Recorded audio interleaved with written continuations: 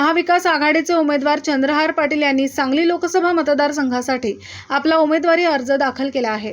यावेळी खासदार संजय राऊत, राष्ट्रवादीचे नेते जयंत पाटील, काँग्रेसचे आमदार विक्रम सावंत, राष्ट्रवादीचे आमदार सुमनताई पाटील यांच्यासहित महाविकास आघाडीतील तिन्ही पक्षाचे नेते, कार्यकर्ते उपस्थित होते।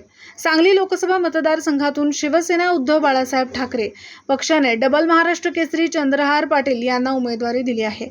काँग्रेस आणि शिवसेना या दोन्ही पक्षांनी या मतदारसंघावर दावा केल्यामुळे तिढा निर्माण झाला होता। हा मतदारसंघ शिवसेनेला गेल्यामुळे काँग्रेसमध्ये बंडखोरी करत विशाल पाटील यांनी आपला उमेदवारी अर्ज दाखल केला आहे। दरम्यान अगोदर आक्रमक पवित्रा घेणारी काँग्रेसचे नेते आता मात्र महाविकास आघाडीचे उमेदवार चंद्रहार पाटील यांच्यासोबत असल्याचे चित्र सध्या तरी दिसत आहे। माजी मंत्री विश्वजित कदम यांचे मावस बंधू आणि आमदार विक्रम सावंत यांनी आज खासदार संजय राऊत यांची भेट घेतली। त्यानंतर खासदार संजय राऊत, राष्ट्रवादीचे प्रदेशाध्यक्ष जयंत पाटील, काँग्रेसचे आमदार विक्रम सावंत, राष्ट्रवादीचे आमदार सुमन पाटील या नेत्यांच्या सोबत उमेदवार चंद्रहार पाटील यांनी आपला उमेदवारी अर्ज दाखल केला आहे। सर्व महाविकास आघाडीतील प्रमुख नेत्यांच्या उपस्थितीमध्ये आता आज माझा उमेदवारी अर्ज दाखल केलेला आहे। सर्व महाविकास आघाडीतील घटक पक्षातले प्रमुख नेते, राज्यातले सर्वजण उपस्थित असताना माझा उमेदवारी अर्ज दाखल केलेला आहे। त्यामुळे महाविकास आघाडीतील कुठलीही बिघाडी नाही। काँग्रेस पक्ष, राष्ट्रवादी काँग्रेस पक्ष आणि शिवसेना आणि बाकी सर्व घटक पक्षांच्या प्रमुख उपस्थितीत आज माझा उमेदवारी अर्ज दाखल केलेला आहे। अर्ज दाखल केले तुम्ही? माझा AB फॉर्म जोडलेला माझा एक अर्ज दाखल केलेला आहे मी। महाविकास आघाडीचे उमेदवार यांचा अर्ज भरण्यासाठी आज या ठिकाणी सगळेच महाविकास आघाडीचे जे घटक पक्ष आहेत ते सगळेच या ठिकाणी उपस्थित आहेत आणि या अर्ज भरण्याच्या प्रक्रियेत आम्हीही अखिल भारतीय काँग्रेस कमिटी, त्याचबरोबर महाराष्ट्र काँग्रेस कमिटीच्या वतीनं जे काही आम्हाला आदेश आले त्या पद्धतीने महाराष्ट्रात या ठिकाणी आम्ही आघाडीचा धर्म आम्ही पाळणार। पण गेल्या काही दिवसांपासून आपण नाराज आहात, टोकाचा निर्णय घ्यावा लागेल। मग आता तो टोकाचा निर्णय मावळला असं म्हणायचं का? नाही, आता याच्या संदर्भातला आधीच जी काही प्रक्रिया झाली त्या प्रक्रियेत हा लोकसभेची जागा ही काँग्रेस पक्षाच्या वतीनं काँग्रेस पक्षाला मिळावी म्हणून ही आमची प्रामाणिक भूमिका होती। त्या पद्धतीनं आजपर्यंत आम्ही लढलो। आता विशाल पाटलांनी ठेवलेला अर्ज तो मागं घ्यायचा का कंटिन्यू करायचा, हा अर्ज वैयक्तिक त्यांची भूमिका असेल की काँग्रेस त्या संदर्भातला तो निर्णय करायचा तो महाविकास आघाडीतल्या तीन घटक पक्षाच्या ते तिन्ही प्रमुख पक्षांच्या वरिष्ठ नेते जे काही ह्याच्यातले महाराष्ट्र लेवलचे आहेत ते निर्णय घेतील।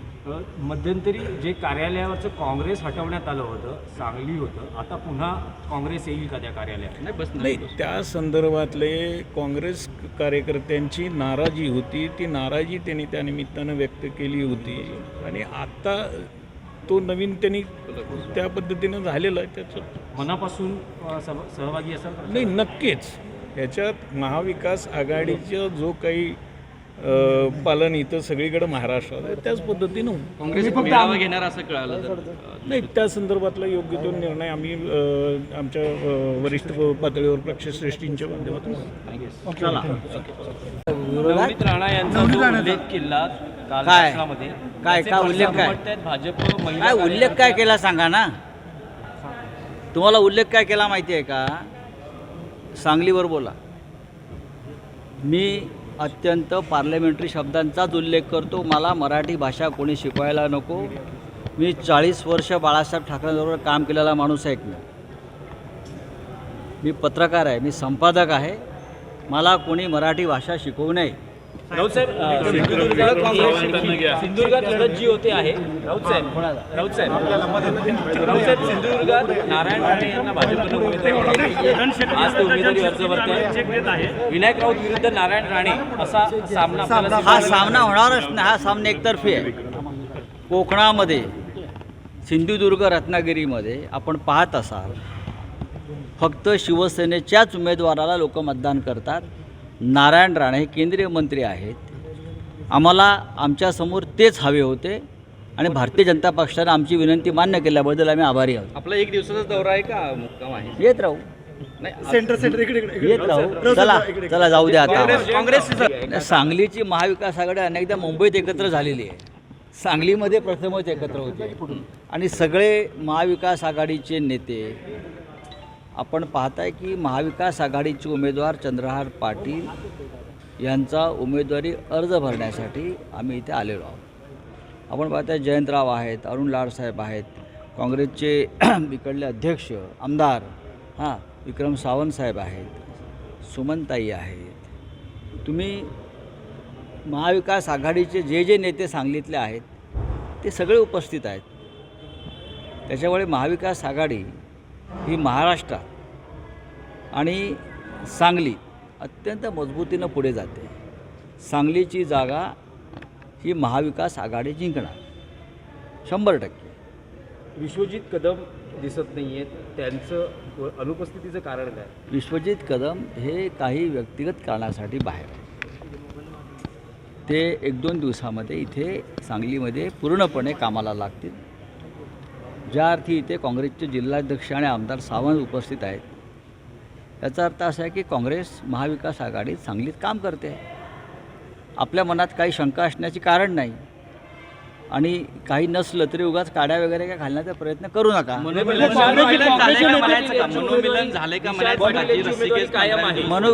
मनोमिलन होण्याचा प्रश्न येतो कुठे? आम्ही एकत्रच आहोत ना, म्हणून तर महाविकास आघाडी महाराष्ट्रात झाली आहे ना. मग काँग्रेसनं जो आग्रह धरला होता जागेचा तो सोडलाय असं स्पष्ट अधिकृतपणे हे बघा की महाराष्ट्रामधल्या 48 जागांवर तिन्ही पक्षाची उमेदवारीची तयारी आपण केली होती. आता जागा वाटप ज्यानुसार झालं त्यानुसार त्या जागेवरती तिन्ही पक्ष प्रत्येक पक्षाचं काम करतात. त्यात सांगली आहे आणि उरलेल्या 47 जागासुद्धा आहेत. विशाल पाटील यांची अजूनही विशाल पाटील हे आमच्या कुटुंबातलेच आहेत. त्यांनी अर्ज भरला आहे. अर्ज भरला म्हणजे बंडखोरी केली असं होत नाही.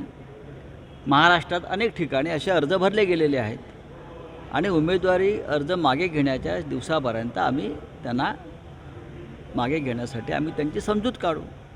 थोडेफार लोक नाराज होतात, त्यांची इच्छा होती इथे लढण्याची. आमच्याच कुटुंबातले आहेत ते. महाविकास आघाडी, काँग्रेस आम्ही एकच आहोत.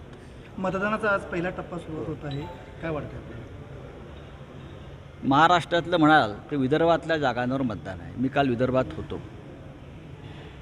आणि मला असं वाटतं की यावेळेला विदर्भ चमत्कार करेल. नागपूरसह वर्धा, अमरावती, चंद्रपूर, भंडारा, गोंदिया, गडचिरोली या जागांवरती महाविकास आघाडी पुढे आहे. हो जयंतराव या.